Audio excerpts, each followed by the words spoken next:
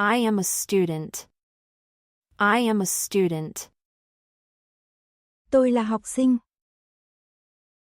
I am a student. I am a student. Tôi là học sinh. She is my friend. She is my friend. Cô ấy là bạn của tôi. She is my friend. She is my friend. Cô ấy là bạn của tôi. He likes apples. He likes apples. Anh ấy thích táo. He likes apples. He likes apples. Anh ấy thích táo. We have a car. We have a car. Chúng tôi có một chiếc xe hơi. We have a car. We have a car. Chúng tôi có một chiếc xe hơi. It is raining. It is raining. Trời đang mưa. It is raining. It is raining. Trời đang mưa. I like to read. I like to read. Tôi thích đọc sách. I like to read. I like to read. Tôi thích đọc sách. The sky is blue. The sky is blue. Bầu trời có màu xanh. The sky is blue. The sky is blue. Bầu trời có màu xanh. She can dance.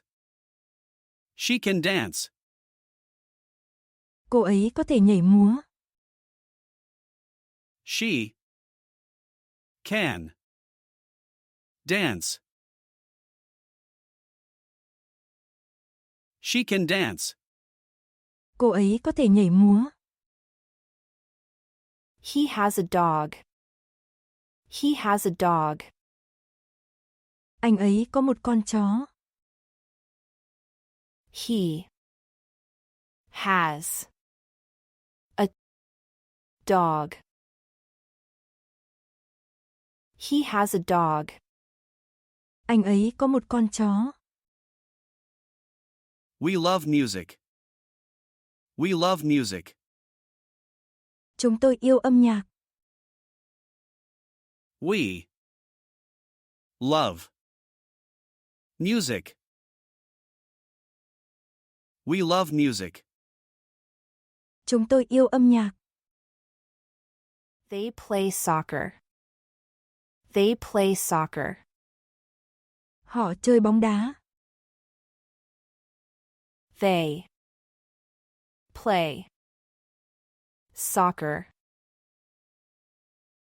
They play soccer. Họ chơi bóng đá. She sings well. She sings well. Cô ấy hát hay. She sings well. She sings well. Cô ấy hát hay. He runs fast. He runs fast. Anh ấy chạy nhanh. He runs fast. He runs fast. Anh ấy chạy nhanh. We eat together. We eat together. Chúng tôi ăn cùng nhau. We eat together. We eat together. Chúng tôi ăn cùng nhau. It is sunny. It is sunny.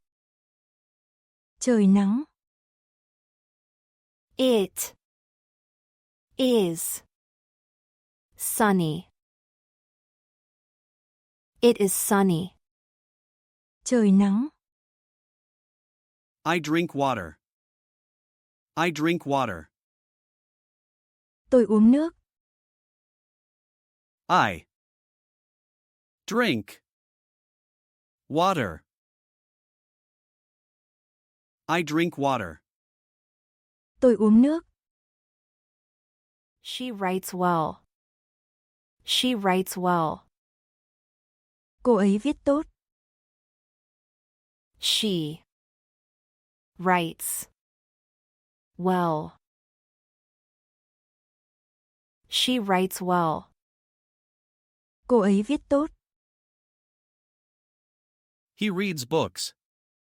He reads books. Anh ấy đọc sách.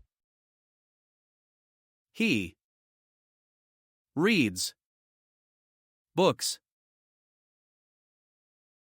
He reads books. Anh ấy đọc sách. We travel often. We travel often. Chúng tôi thường xuyên đi du lịch. We travel often. We travel often. Chúng tôi thường xuyên đi du lịch. It is cold today. It is cold today. Hôm nay trời lạnh. It is cold today. It is cold today. Hôm nay trời lạnh.